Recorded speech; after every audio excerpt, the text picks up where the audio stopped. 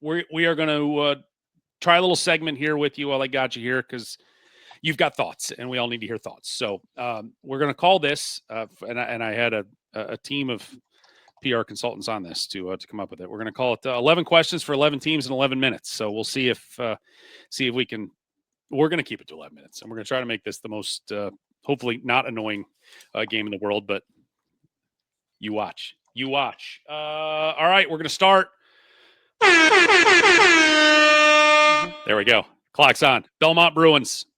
Tyler Lundblade, 12.5 points a game last year, led America shooting the three at 48.1%. Can he be the guy in Nashville this year for the Bruins? Yes. Three-pointer after three-pointer after three-pointer. This is all about the three-pointer, and Tyler Lundblade knocks it down with the best of them. Yes, I believe Tyler Lundblade can be the guy, and I believe he is going to win his fair share of Missouri Valley Conference Player of the Week awards because he'll have games where he hits 6 or 7 three-pointers. Any concern with him being now number one with a bullet on the scouting report? I mean, the three-pointer is the great equalizer, right? I mean, he's going to knock him down. I trust Casey Alexander to have guys around him to set up shots. He's going to get looks. Yes, he can be the guy. They need a point. They need a really good point guard. They do. All right, let's go to Bradley and Peoria. The era of Dean and Hannah and Montgomery is over. The new wave of Braves is in. Jaquan Johnson, Demarion Birch, Amit Jonovich being the guys. Can this new wave contend for a championship this year and finally get over the hump in St. Louis? I mean, Brian Wardle, I'd put him up against anybody in the league in terms of coaching, and he loves his point guards. He loves Johnson. And, a Demarion Birch, super uber athletic player. And Jonovich, he feels like a new guy, like the new Rain. But that guy's been there for a while. Guy is a brute force inside. Yes, I think Bradley.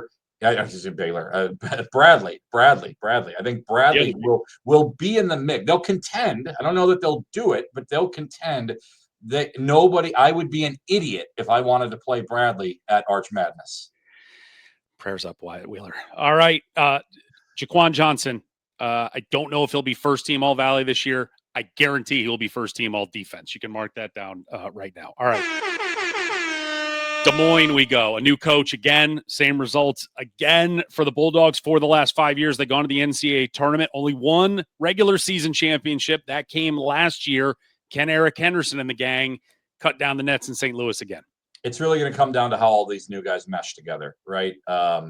You're looking at Jalen Quinn and Jay-Sean Thomas, I think is how you say his name. Those two guys I think are going to be really good. How does this group mesh together? Drake was successful last year because those guys had already meshed together at a previous school, and they came in and they didn't miss a beat. Now you're taking a bunch of guys, you're putting the pieces together. How do they mesh together? You got a good coach in there, and I've got a feeling that there's going to be some growing pains early, but I bet by the dog days of February, this team has got to figure it out a little bit. Evansville. Year 4, the David Ragland era. 1 Valley win in year 1, 6 in year 2, 8 last year. Can they get to 10 and beyond this season for a team that our media poll thinks will finish last this year? I mean, defense travels, right? And so 100%. Connor Turnbull was the defensive player of the year. I don't know a lot about what the rest of their guys, right? Like, and this is the challenge. Is like we don't know. I know they're confident, they're excited about what they've got. That's a group that's going to welcome the last one. Bring it on, them and Valpo both. Bring it on, and can they get to 500 in the Valley? It's an incomplete answer at the moment because I just don't know what they've got, but I do know that Connor Turnbull looked really good last year, and you'd imagine a year in the weight room could ascend even higher. What pieces offensively do they have around them? And that's going to be the answer to that question. And right now we don't know. Illinois State, the champions of April. Will they be the champions of March? And John Baker said it's title or bust in the Normal Bloomington area this year. What do you think? Can you imagine being a Chicago Bears and Illinois State fan? You've won the offseason. Yeah. You're feeling great. And then you realize that Caleb Williams is maybe not the guy. Right. So I'm not saying that's going to happen here. I'm saying that, like, the Chicago Bears, there was no question they've won the offseason 3 years in a row. Illinois State won the offseason. The second those guys put pen to paper and said they were coming back, that's a big deal. What that I mean, yeah, I guess it is title or bust because, and this is a fan base, by the way, that has been starved for success. Thirsty. Yes. I have watched them sit in just depression in the arena at the Enterprise Center, and just whether, just loss after loss, brutal loss and stuff like that. And they've had really good players over the years. Some of them just didn't pan out. I love the story of Chase Walker. I'm pulling for that kid, right? The guy remade his body. Yeah, I mean, with the expectations they have, it's got to be title or bust. Because I don't know that they get another crack at this, right? Like, right. Kinzinger, if he is as good as he's going to be, the University of Wisconsin is going to back up a Brinks truck to try to bring him in as a senior. And Walker, who knows? So you can't really say in college basketball we're building toward anything anymore. And so, yes, it is title or bust for Illinois State. Terre Haute, Indiana State, certainly some question marks with Matthew Graves and thoughts with him and his family as he's coming back from triple bypass surgery. Everything went great. Don't know when he'll be back, but a lot of new look guys on there, including Sterling Young, the SWAC player of the year last season at Florida A&M, averaged 17 points a year. Is he the Valley's best kept secret right now? 1,000%. And the reason why I say that, as obviously, you do some research in, Florida A&M, which, by the way, has the best marching band in the country, the FAMU 100. If you go to Indiana State's roster and you click on Sterling Young, there's nothing listed.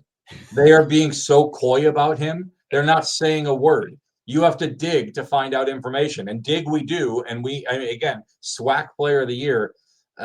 He's gonna be a baller. He's gonna play, and it's gonna be fun to watch him. And that'll be a guy that I really think is, you look at Camp Wagner, you look at a couple of the other guys that they have. They had some talented freshmen last year that bolted, said we don't want to be a part of this, and they left. Guys that they were really invested in. And here comes Sterling Young as an older player. He's from Queens, New York, so he's got a little bit of grit and grind to him a bit. I'm looking forward to watching that play out a little bit. But I do kind of love the fact you look at other players on their roster and they've got bios and information and all that stuff, and they just got a nice headshot of him and no information whatsoever. So yes, Sterling Young is the Valley's best kept secret. Can the Racer reboot win? Just win, baby. This year. Just win.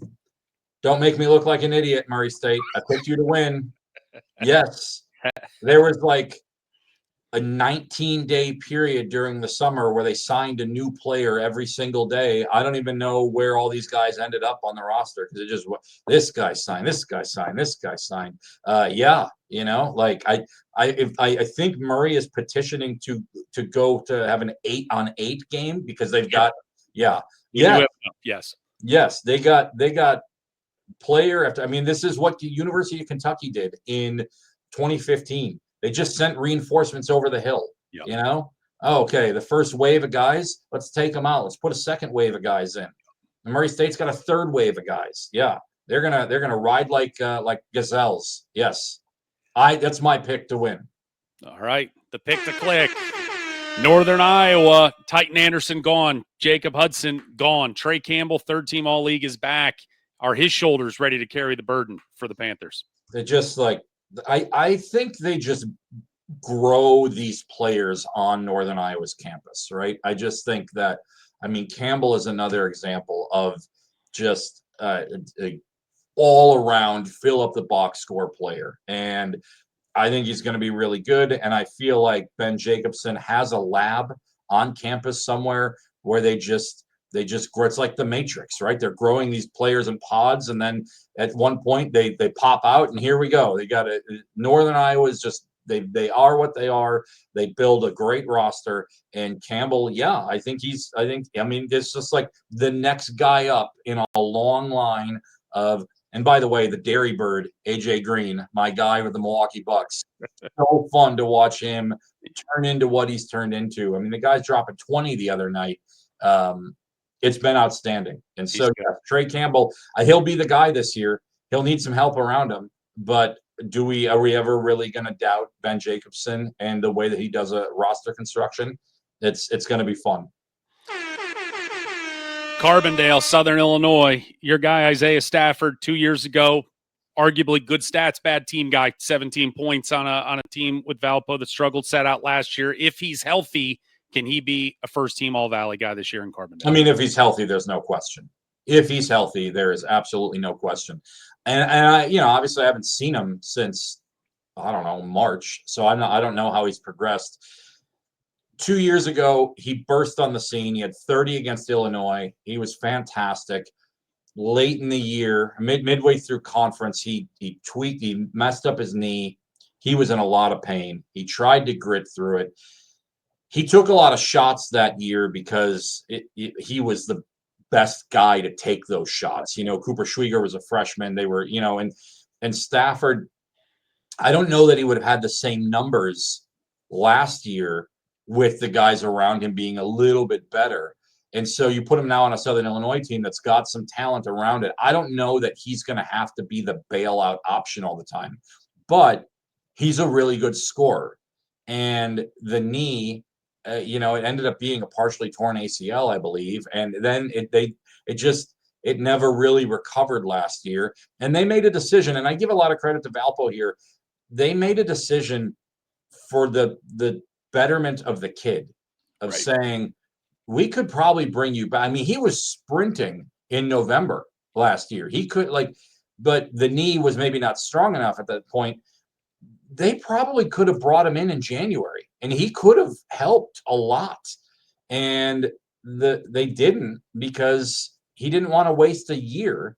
Now there seems to be question about this NAIA thing. Like, Stafford may very well have an additional year beyond this year. I don't know. I mean, he's got designs on a professional basketball future. So, yes, Jeff, if healthy, I mean, Isaiah Stafford is going to average, mid to high teens in double digits in scoring. And let's see the players that he's got around him to see if it's going to be 19 or if it's going to be 15. I don't know. Chicago, Illinois, UIC, they were the darlings of the Valley in a lot of ways last year. Beat Drake, hammered Bradley in Peoria, 7-4 start in the conference, went 3-6 down the stretch, lost to Valpo on the opening round, got picked off there in St. Louis. If we give them the fast start again, can they finish strong this year with year 2 of Rob Eson? Well, I mean, you've got year 2 of Ahmad Henderson as well. I mean, the Niagara transfer from a year ago. Like, I really like him. It's just I like 5'10" players, right? I like guys who the reason why I say that is my best friend growing up, 5'8". You knew that when you stepped on a court with him, because he didn't have the height, he was going to have the fight. Yeah. And Ahmad Henderson brings that. There were some juicy, spicy games between Valpo and UIC last year. And I came to really appreciate watching the fight that UIC had. Now, yeah, they hit a wall down the stretch, and they've brought some guys in. I like what they've done from a roster perspective. I think that they've got some some different guys here that have so they got some bigger guys. They got a guard from Binghamton, Chris Walker, 6'6", 200. Like, it's going to be a fun roster. But again, to your point, there's a lot of teams that are going to win some games. So that means some teams, an equal number of teams, got to lose some games. And I don't think we're talking about UIC in the top half of the league. So if they do finish strong, if they do play well, I think it would be a surprise, because we're talking about all these other teams. And so if they finish in the top half of the league, that would qualify as a surprise. It wouldn't be a surprise to them, right? But and Rob Eson really, really like his energy and really like what he's brought so far. To all of you listening, I apologize for the air horn. Outside of my radio tag team partner, Kenny Roth, whose feedback has been negative. So for him, one final time. We go to Valparaiso. Cooper Schwieger, all right. Pour out a 40 for our homies there. On to the next places. Who will be Roger Powell's third Valley Freshman of the Year in 2026? Well, I mean, if we're basing it on last night, it's going to be JT Pettigrew. they've brought in a litany of young players, and there's probably 3 freshmen who will get playing time. Kobe Walker, by the way, he's 6'9", 270. He's from Bloomington Normal. He was going to Central Michigan. They have a coaching change. Valpo scoops up, gets him. Other schools in the Valley were looking at him. He may very well redshirt, or and with the idea of just like still developing his body and whatnot. And Kobe Walker could be the next Chase Wright Chase Walker, excuse me, in terms of like remaking the body a little bit. That said, one of the reasons why a 6'9", 275 monster might not have to play is because they got these other freshmen, namely JT Pettigrew and Carter Hopboy, who I think are going to be really good. Now they play the same position, and they're both going to play a lot, and so they're going to play with each other, but they're both bigs. So I don't know that they're going to have to rely on a singular freshman like they did with Cooper Schwieger, and like Allwright was just a gunner, so he was going to volume guy. Pettigrew last night in the exhibition, 8 of 11 for 22 points, 3 of 3 from the 3-point in 17 minutes of action. Efficient. Yeah. Efficient. And that comes on the heels of him dropping 24 against Fort Wayne in the secret scrimmage. And he did that coming off the bench. And he is really, really, really good. Carter Hopboy played for the U19 team for New Zealand. He's played against pros. He's really good. And then Raheem Chaney is going to get a lot of playing time as the backup point guard. So he's not obviously going to be in the freshman of the year conversation, but those are 3 freshmen that are going to play a lot. But JT Pettigrew, to me, it's sad because if he plays the way that I think he's going to play, I don't think there's a chance that, like he should go get the money. And I think he'll get it if he plays as well. I don't know that they're going to win freshman of the year, but he certainly looks like he could be in the conversation for some honors at the end of the year. 11 teams, 11 questions in 16 minutes and 51 seconds. So we did it. We did all right. We did all right.